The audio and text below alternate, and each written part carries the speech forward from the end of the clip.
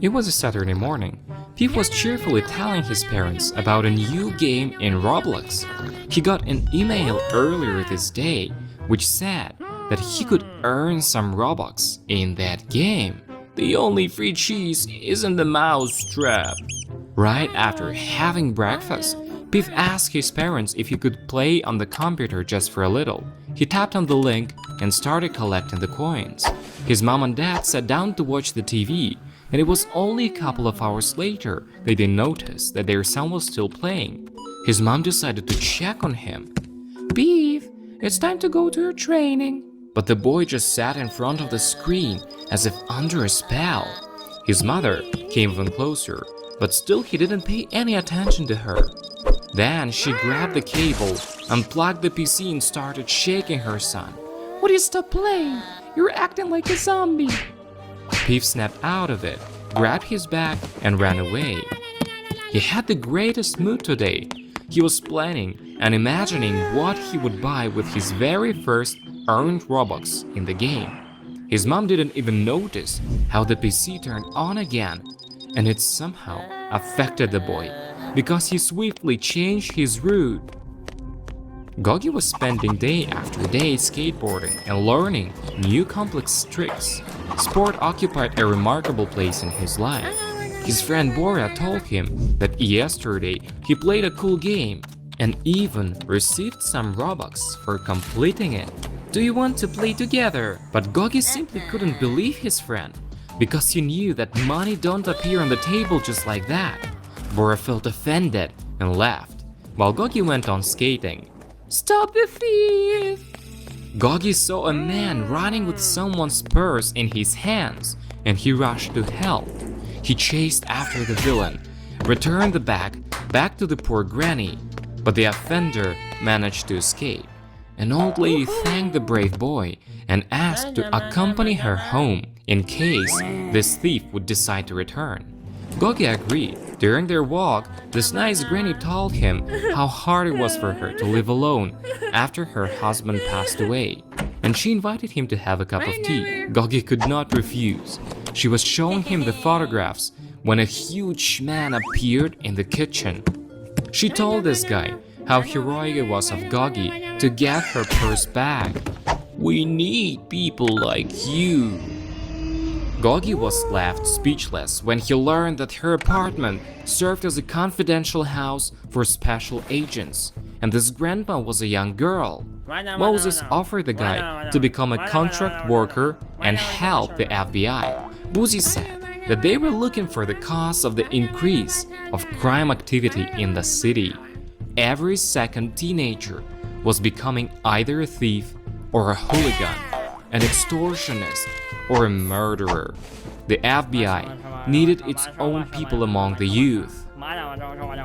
Of course, Gogi agreed. Boozy gave their new record a secret badge and the instructions on what he needed to do. The boy felt like a real cool agent. He was driving around the city looking for those suspicious guys.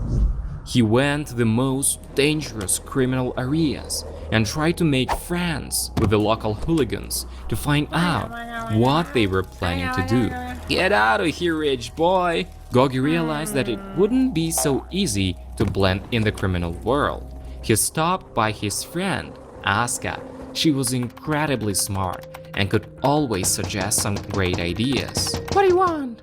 "I need to join the gang." Gogi showed her his badge and told her the story how he successfully prevented a crime and became a special agent's assistant. "It would be so great to work together." But Aska was quite busy at the moment. She was developing a program called Smart City. Not only it would make the citizens' lives more comfortable, but would also help fight crime. "I have to go see the mayor. He needs to approve the project." On the way home, Gogi met Bora and Peeve. He instantly remembered the scoundrel's face. "He is a criminal. Why do you even get in with him?" "This is not true." The boys explained that they met each other in the game and that now they were earning Robux together. Their conversation nearly ended with a fight, and all in all, they parted as enemies. It was already quite late. Gogi returned back home and saw his father sitting sad in the kitchen. He was complaining to his wife that he was not given his paycheck because of the robbery. The bakery owner's daughter secretly sneaked in her father's office and stole all the money from the safe, and now he had nothing to pay out his employees' salaries.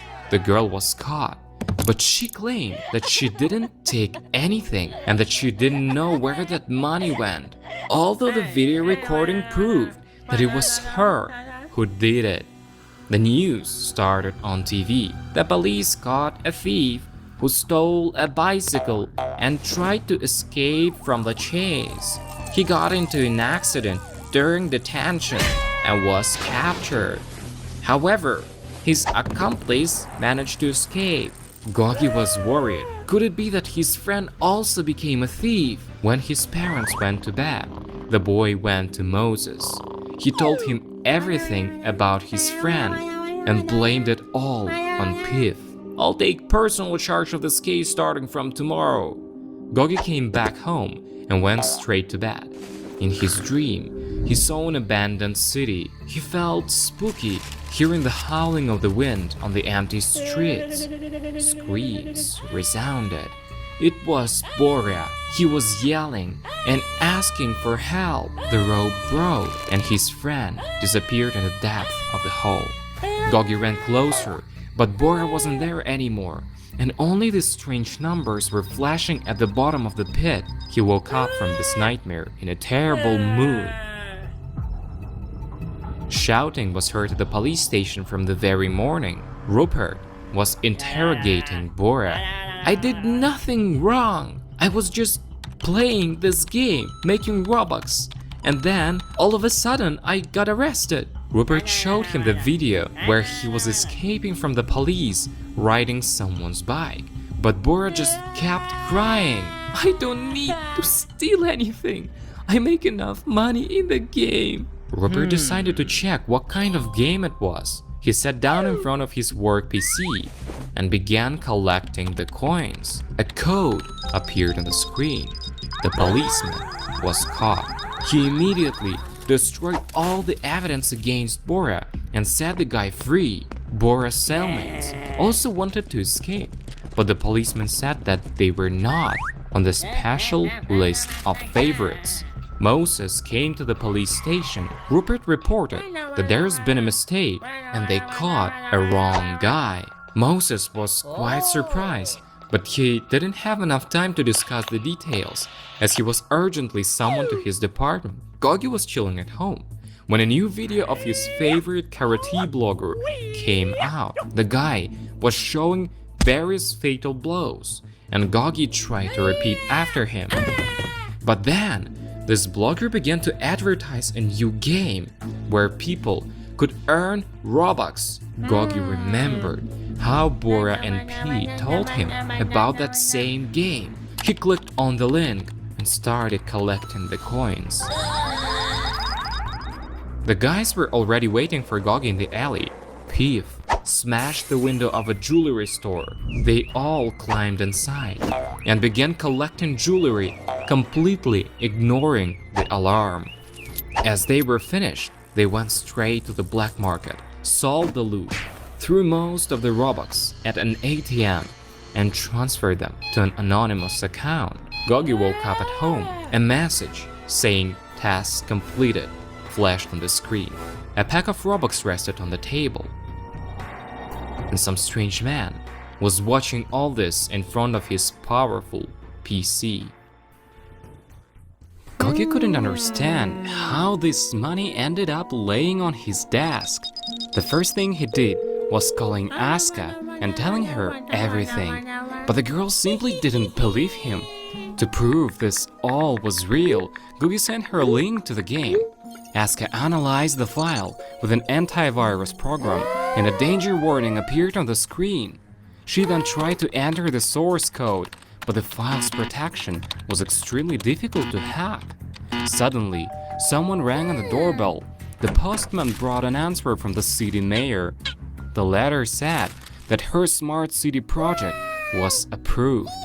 Asuka got so excited that she just removed this useless game and went straight to the mayor's office. Gogi decided to act on his own. He found some tutorials on how to become a punk on YouTube, learned their jargon, bought everything he needed in a thrift store, found some iron plate in the garbage can, and used the drill to make brass knuckles out of it. And finally, being completely confident about himself, he set off to infiltrate gangs of the city. He was passing by a neighborhood when he saw some thugs hitting an ice cream van with their bats. Gogi wanted to join them, but they scared him off. "Who the hell are you? Get lost, boy!" Then Gogi saw some hooligans throwing stones at the school windows. He tried to show them that he was on theme too, but he was missing all the time. These guys laughed him off and kicked him out of their gang. Gogi was nearly hopeless, but he decided to give it the last try, and he approached a group of guys using the cool language he learned. "Yo, what's up, dudes? Let's ruffle some feathers."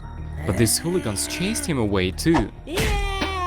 He decided that helping the FBI was not exactly his thing. But right at the moment, that same binary code appeared on the screen of his PC. Gogi turned around. "Are you going, bro? We gotta hurry." He felt as if he's known them for his entire life. The whole gang ran into the alley. There, they received everything they needed, their new disguise, and today's mission. Rupert was already waiting for them near the police station. He helped them light Molotov cocktails, and they committed a hideous crime. Gogi woke up in front of his computer. His clothes smelled of gasoline. Breaking news resounded from the TV in the next room. "Unknown criminals and the police, Major Rupert, set the police station on fire. The FBI is already interrogating the traitor, but he claims he has nothing to do with it." A meeting dedicated to the urgent implementation of the Smart City project was held in the town hall. The mayor allocated 2 billion Robux to upgrade the city, but while going through the paperwork, they were left with only 1 billion. By the time this money reached the construction company, it was discovered that another 900 million were missing. As a result, they had to buy cheap Chinese equipment. Asuka was leading the entire process herself. The workers upgraded every pole, every fence, and every house. All the shops, city, transport, and even public toilets were improved too. The brain of the smart city was placed in the mayor's office, well hidden in a vault, locked with a thick steel door. Now in the case someone urgently wanted to use the toilet, he would just press the button in the specific app, and the toilet would drive up to that person. Electric buses and UAV drones plied along the streets. Vacuum cleaning robots delivered food right to the house doors and vacuumed the streets along the way. Pets were walked by quadricopters, and if it started to rain, the bus stop accompanied the residents right to their houses. In case someone committed a crime, the Robocops were very well equipped for catching the offenders. Bullets could not harm them in any way, so they could catch the most dangerous bandits without breaking a sweat. At night, the policemen could sleep calmly as the Robocops continued to patrol the city. These officers of steel didn't need to rest. But that wasn't all that a smart city could do. In such cases, when the Robocops failed to catch the criminal, even the trash cans activated to help them. It became so much easier to catch traffic violators because there was no way for them to drive down, as these criminals were instantly caught up in the traps of the smart city. Police stations were overcrowded with criminals. The smart city was super effective. The mayor invited Asuka to a TV show. Everyone congratulated her, and she revealed how the idea of helping the city came to her. Asuka was awarded with a prize, and the mayor gave her the certificate of an honorary citizen of Roblox. The smart city is a complete mess. Boozy was going through a video recording from the secret badge on Gogi's body. She saw how the guy started playing some suspicious game and how he was attacked by a virus. She reported what she has seen to Moses, and they both watched this video to the very end. And she came to realize that a dangerous hacker appeared in Roblox. Moses sent Boozy to tell Gogi that he was in danger, and he himself rushed to warn the mayor straight to the TV show. He hastily ran up onto the stage. "You must shut the internet and destroy the Smart City project." The mayor was enraged with such behavior and ordered to kick this inadequate FBI agent out of the room. One of the Robocops quickly completed this task. Meanwhile, Boozy made it to Gogi's house. He was extremely surprised to meet her.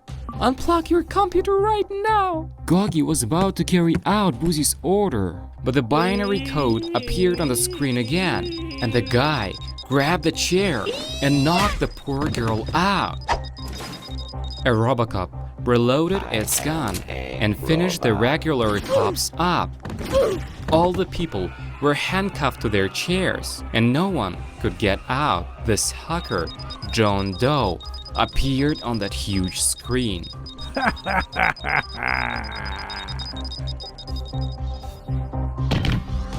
I am a robot.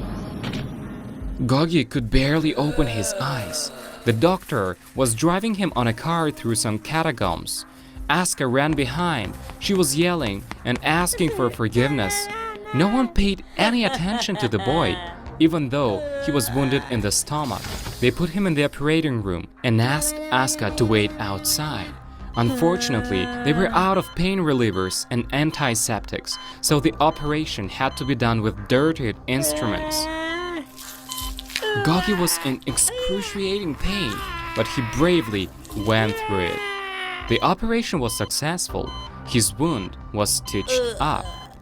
Gogi woke up in a hospital room. Asuka was sitting right next to him.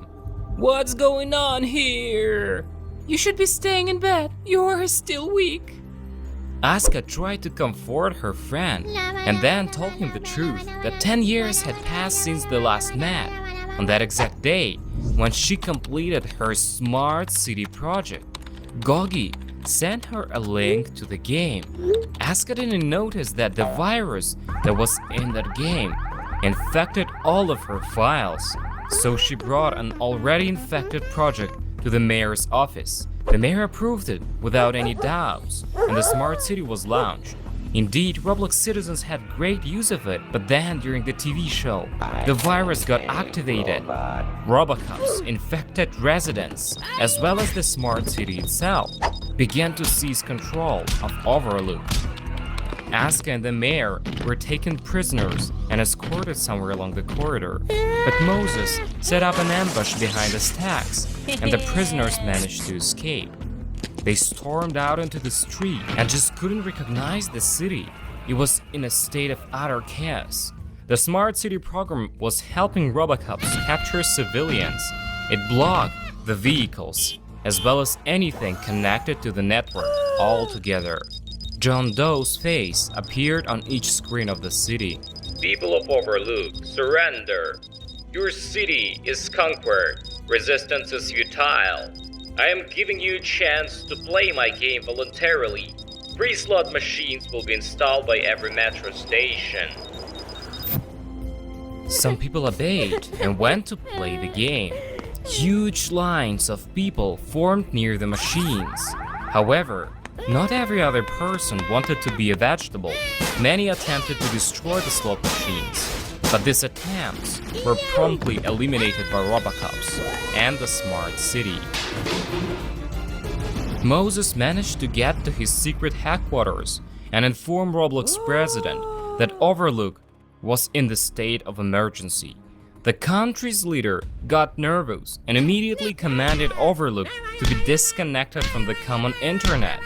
The military cut off the cables that led to the infected city and destroyed the satellites. Bombers attempted to destroy the smart city's brain center by airstrikes, but an electromagnetic shield formed above the city and none of the missiles reached their target. Those uninfected residents of Overlook began to unite.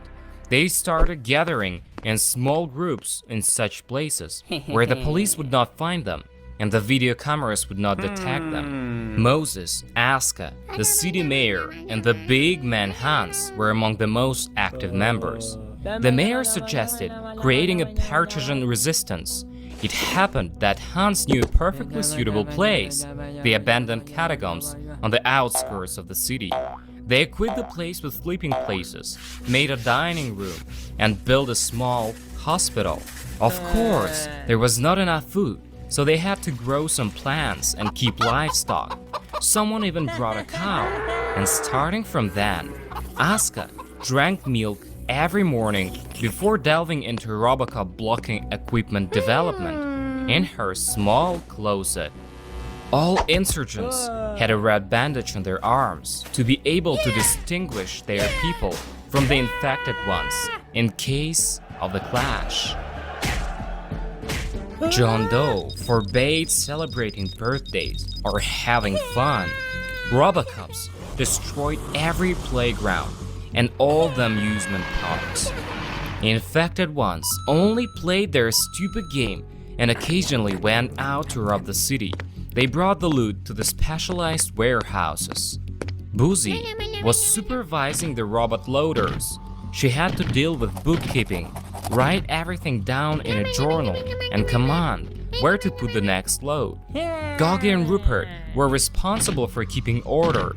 The smart city was giving them the coordinates of the location of non-infected residents, and they had to capture them. They chained those poor people to the slot machines and forced them to play.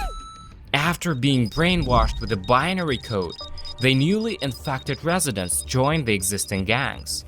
Nearly all of the city's shops, apartments, shopping centers, and banks have already been looted.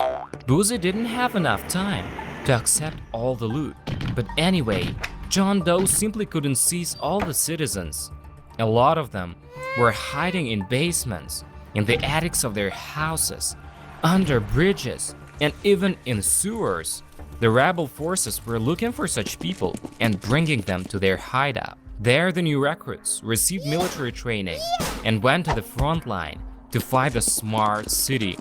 Their primary goal was to destroy the surveillance cameras, and their second goal was to break the mechanical traps of the smart city. And if the Robocops managed to find them, the rebels threw Molotov cocktails at them. Once they even managed to catch an infected police officer. The man was immediately brought to the base, and the scientists began to examine the virus that settled inside of his head. They discovered that the virus could be destroyed with ordinary microwaves, and that just a regular device would do. Once, when a group of rebels was canvassing the area, they saw a house burning and someone leaned out the window and shouting for help. The guys decided to bring a soft mattress to rescue these people. The survivors said that their parents died of hunger and they had to survive. The mayor commanded the group to search an abandoned pharmacy on their way to the base. Hans knocked out the surveillance camera to prevent the smart city from spying on them. The whole group got inside. They found a great chunk of the medicines they needed, stuffed their bags fully, and were about to leave when a sudden noise resounded from under one of the rescued teenagers' clothes. A GPS tracker was found during the search. It was a trap. All of them turned out to be cyborgs. You are surrounded. Come out with your hands up. Rupert's group was advancing from one flank, while Goggy's did from the other side. I better die than become a vegetable. It was a double trap. Moses and a group of militants were observing the situation from an ambush. Snipers held all the infected ones at gunpoint. The insurgents threw smoke grenades all around the pharmacy to leave the infected ones completely disoriented. Under cover of the smoke screen, they were knocking out the cops, handcuffing them, and attaching ASCOS jammers to Robocops. These machines were getting dumb and simply couldn't understand what they needed to do. Gogi resisted fiercely and took a sniper bullet in the stomach. Moses found that same exact camera badge on his clothes. Bring him to the base, quick! Gogi was unconscious. He was stripped, cured of the virus, and sent to the operating table. Moses took out the flash drive from his damaged badge. It still contained these decade-old records. It showed how Boozy ran to Gogi's house to save him from the virus. But the guy knocked her out, put her in front of the computer, and forced her to play John Doe's game. Then, they went to the city center together. Rupert was already standing there, confusedly staring at the sky. They raised their hats too, and saw a spaceship that was approaching them. Then it landed, the ramp came down, and they confidently walked inside. Enter the teleport! They followed the order, entered the sphere of glowing energy, and ended up at John Doe's base. The man informed them that he would soon take control over the entire Roblox, and that Boozy, Gogi, and Rupert would become his henchmen. Follow me! He walked them around the base. His entire place was supplied with ultra-modern equipment. In one of the rooms, they saw the iron armor securely placed behind the bulletproof glass. John Doe boasted that it was his personal invention, the Iron Man suit, and happily agreed to demonstrate how it works. He undressed and got inside the suit. The needles pierced his body. The iron armor sealed. John Doe turned into an invincible robot. The guys were simply astonished. When this small excursion was over, John gave them a detailed plan of actions, assigned everyone their roles, escorted them to the teleport, and they relocated to the city. Then, the recording was cut off. Moses played the video back to the moment where John Doe was undressing. He zoomed in and saw a distinct birthmark on his arm. He saw the exact same mark on Asuka's hand when he was fixing it up after another scuffle. He immediately told Asuka about all that, and the girl was so confused. She didn't know her parents at all. She was dropped off at the door of an orphanage when she was just a baby. The only thing she had was this pendant.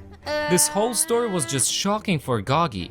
He simply couldn't believe that this all really happened. Moses dragged the wounded scout inside the hospital. Doctors provided him with emergency assistance. He could barely speak, but it was quite clear what happened to him. Celine was observing the situation with the wall of the infected ones when he saw a truck fully loaded with Robux, diamonds, and gold driving out of the main gate. The guy followed this truck right to the dock, where it drove onto the cargo beach, which headed into the open sea. Celine decided to use a motorboat. He sailed very far from the coast. The scout tried to stay as far from the barge as possible to prevent the Robocops from detecting him. The truck drove up to the very edge of the vessel and dumped the entire load into the water. Without any hesitation, he dived right into the water and saw the jewels falling right into the giant hatch of a huge submarine. When he wanted to surface, the barge sailed too close to him. The Robocops detected the guy and started shooting. Celine got wounded, but still managed to escape. Now the rebels had a new target, the submarine. They studied Asuka's birthmark, compared it with the one John Doe had on his arm, and concluded they were identical. The pendant was handed over to a local scientist for further examination. As he was finished with studying, the man managed to open it. Inside, they found some letters and numbers that resembled a password. "This pendant is not from our universe. What makes you think so?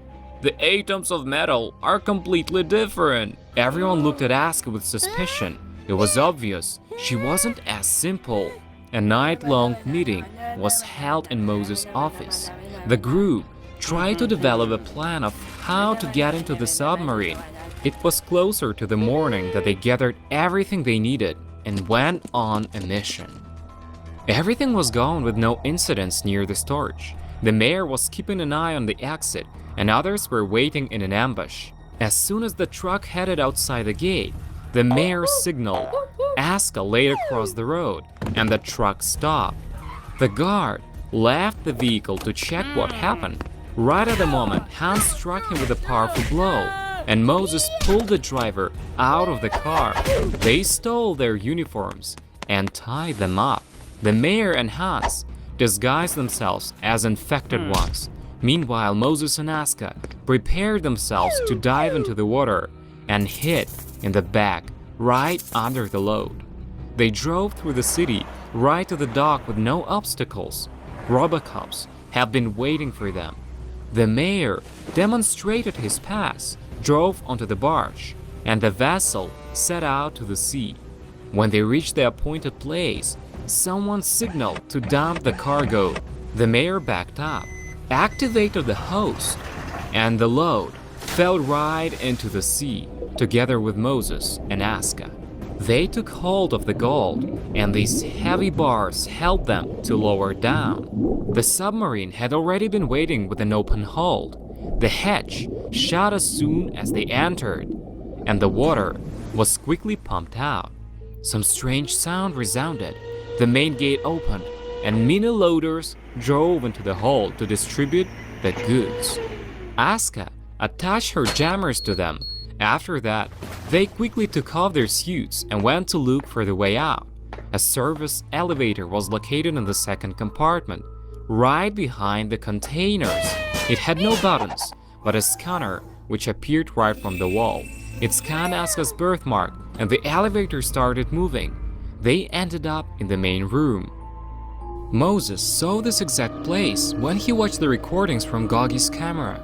Asuka found the hacker's PC and got down to study the files. The alarm went off. Robocops burst into the room. Moses and Asuka were handcuffed to their chairs. Computers were set up on the table. A Robocop tried to force them to play John Doe's game, but none of them wanted to give up. "If you refuse to play, you will die." John Doe entered the cell. He wanted to be there in person to see who dared to break into his base. But the moment he saw the birthmark on Asuka's shoulder, his face distorted as if scalded by boiling water. He fell to his knees and began to cry. "My girl, you are alive!" He told her everything. An ordinary kid, David Bazuki, had a great interest in coding since the school years. He hated the real world, as it was quite tough for him. His parents spent their whole time working, and his father hardly had any time to take him to the cinema. He lived in quite a criminal neighborhood and couldn't fight back, so the hooligans kept bullying him day after day. David was simply dreaming of creating some virtual world where he would matter. To start with, he decided to create a completely empty universe with only one star and one small block. He found a pair of virtual glasses from the PlayStation among his old things and found a cheap broken tanning bed on a Craigslist. After that, he configured the equipment and connected it to his virtual universe. "I'll name it Roblox." He got inside of his machine. The process of consciousness synchronization with the Roblox universe started, and the guy got inside. He was standing in space on this block. Suddenly, the fuse got blown and David came back. He checked on the main switchboard. It became clear to him that he needed more money to buy better equipment. Step up, everyone! Check my new attraction, the virtual parkour!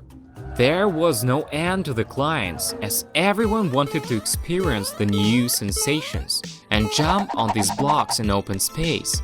Meanwhile, the global warming began on Earth. No rain was expected in the next 5 years. The plants had died, and people started hiding in caves and building houses underground to escape the heat. By the time David Baszucki had saved enough money, he bought himself a small underground shelter, hired an experienced programmer, John Doe, and they started building the virtual immortality capsules together and created the first virtual town, Adopt. If a person was placed in one of the sealed capsules, his body wouldn't get older, and that person would be able to live in Roblox forever. Even if a person died in the virtual world, he could buy himself a new born avatar.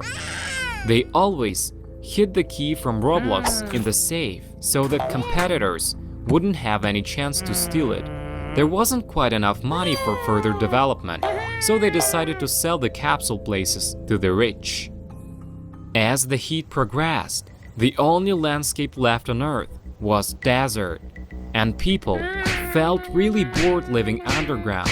So when they learned of the possibility to become immortal and even live in decent conditions, the millionaires started booking the capsule places, paying 100 million for each.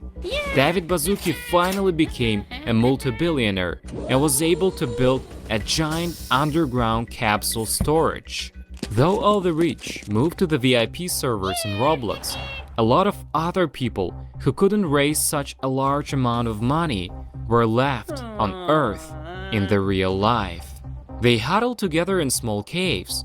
Their last canned supplies ran short.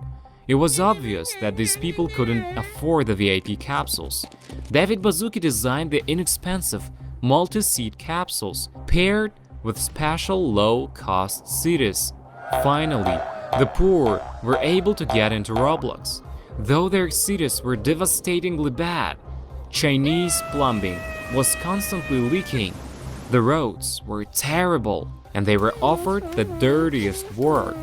But still, it was better than living in the real world's heat.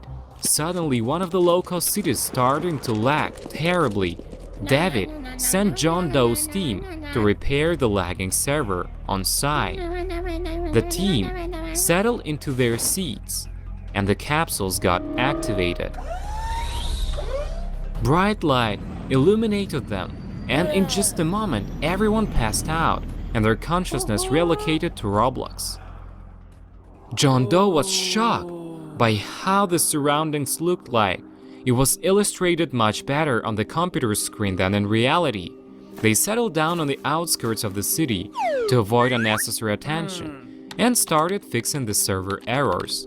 One of the employees was a newbie in the team. He made a fatal mistake in the code, which made the server go down completely.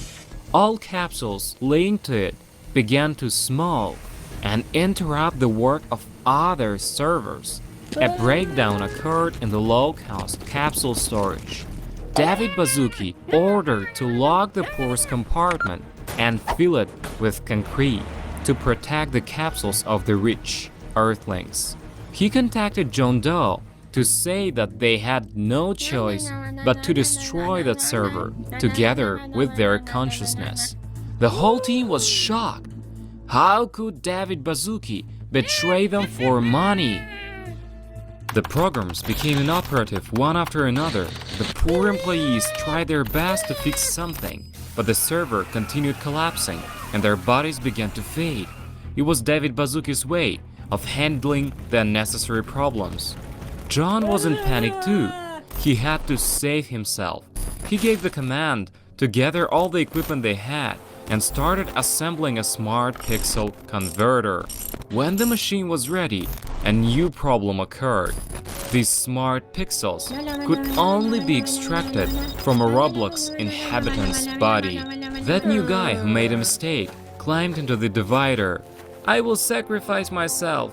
It was because of my fault that everyone got in trouble." John and his team were shocked. The worker's body instantly disintegrated into a bunch of pixels, which in their turn transformed into a healing plasma. With its help, they somehow restored the entire server. John managed to disconnect the low-cost town from the main server on Earth to prevent David from destroying it completely. That was the moment their server started its offline autonomous existence in the Roblox universe. John's team continued their development and came to realize that it was possible to connect all the servers with the help of that plasma. But for that, they needed to get more of it.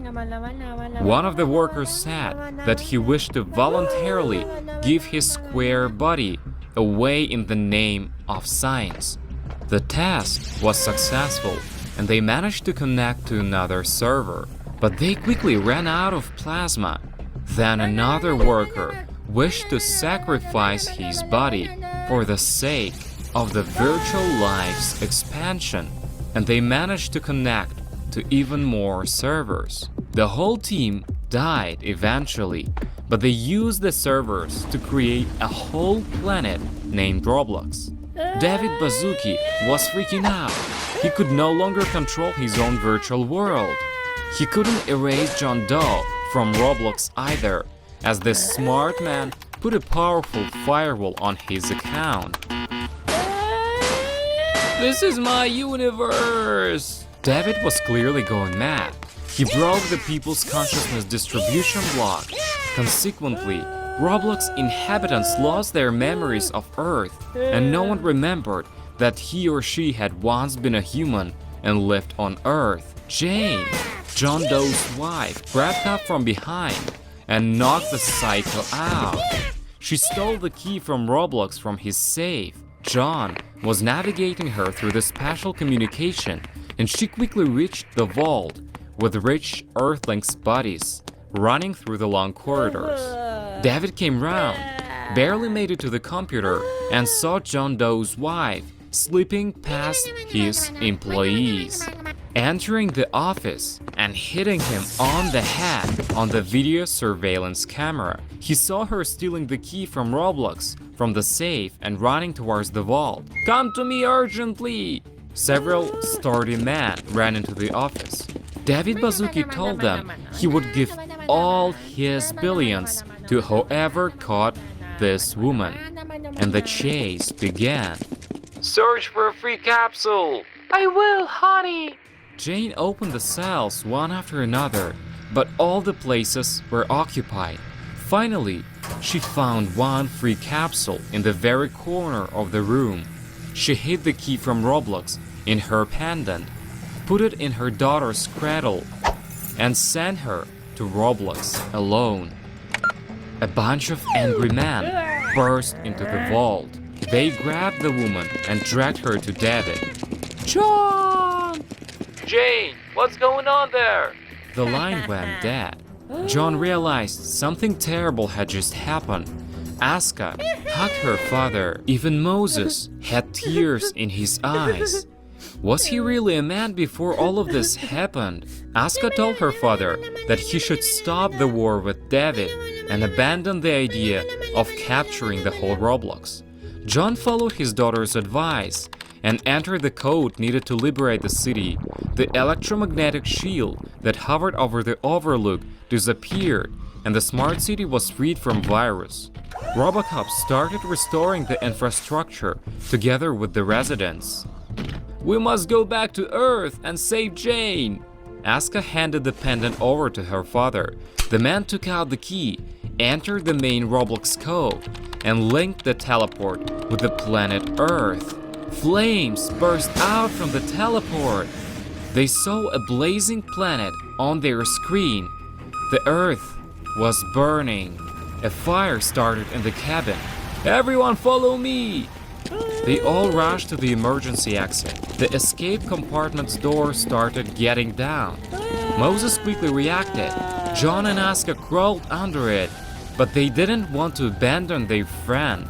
Go! The fire is too close! Goodbye, Moses! Asuka got into the lifeboat together with her father, and they both safely left the submarine. The barge was still waiting for them, but there was no one on the deck. They swam closer, climbed onto the barge, and saw that people on the deck were all killed. Hans came out of the cabin. We meet at last, John Doe. Robo-invaders appeared in the sky. Asuka and John were surrounded. Hans, calm down, he's my father. Hans took his disguise off, and David Bazuki himself appeared before them. Where is my wife? Your wife caused me a lot of trouble. David told him that when he demanded Jane to give him the Roblox key back, the sun began to burn even more. The surface of the earth heated up to 1,000 degrees. That fire from the earth reached the underground rooms, and a terrible fire broke out. David's billions burned up. There was only one way to Roblox left, through the very first tanning bed. Every single person rushed to it, but David took out a gun and killed those who wanted to take this place. And now return the key to Roblox back to me. Suddenly, Moses flew out from under the water wearing John's iron suit. He destroyed all the invaders with a few sharp movements and captured Roblox creator. Moses, you're alive! When the fire got too close, Moses pulled up the door with all his might and somehow managed to jump out. He made his way to the laboratory, put on the super suit, and punched through the hull of the submarine. Now I'll feed you to the sharks. No, mommy, don't do that. What? It turned out that David Bazuki's mother chose the body of a newborn baby. She was one of the first Roblox inhabitants. Later on, this child ended up in an orphanage. And those who have watched the story of Bandit Roblox know Moses since he was a child. You don't deserve to be forgiven. The guys agreed that they shouldn't tell anyone about what they've learned to avoid unnecessary panic in Roblox. John Doe put on his suit, took Asuka, and they both flew to a desert island, where his secret base was located. Moses returned to the shore, where Gogi met him. Where is Asuka? Don't worry, she is okay.